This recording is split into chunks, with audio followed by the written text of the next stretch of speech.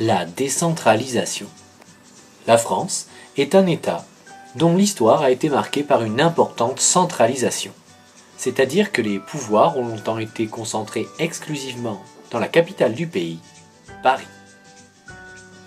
Mais en 1982-1983, les lois Defferre, du nom du ministre de l'Intérieur qui en est à l'origine, Gaston Defferre, enclenchent une dynamique inverse, la décentralisation.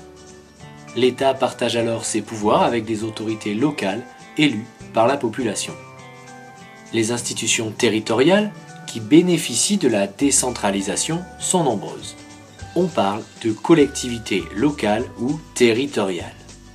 Parmi elles, on compte les communes, les départements et les régions.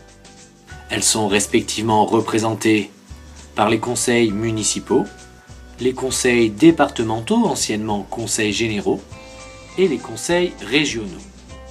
De plus en plus, il faut compter sur une forme récente de collectivité, les intercommunalités, c'est-à-dire le regroupement de plusieurs communes pour mettre en commun leurs ressources. Les pouvoirs et les domaines que ces collectivités prennent en charge sont multiples. Le développement économique, les transports, la sécurité, les déchets, l'eau ou encore l'éducation et la formation. On appelle ces domaines d'action des compétences. Chaque collectivité a ainsi plusieurs compétences et peut agir à son échelle.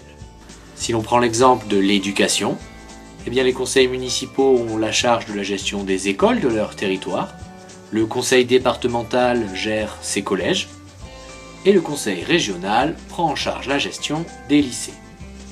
Une telle répartition des missions permet de s'adapter plus finement aux besoins locaux et vise à impliquer davantage les citoyens dans le choix des décisions locales.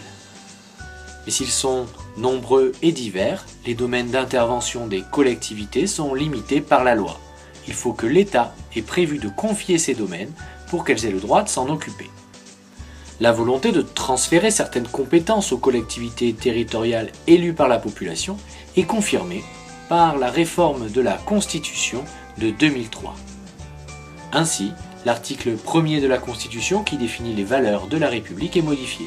Il indique désormais que l'organisation de la République est décentralisée.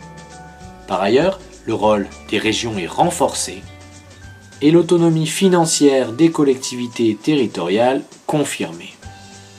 Aujourd'hui, une grande part des décisions qui concernent notre quotidien sont prises par les élus des collectivités territoriales proches du terrain. Ainsi, les communes, les intercommunalités, les départements et les régions sont devenus, avec l'État, le cadre de notre vie politique.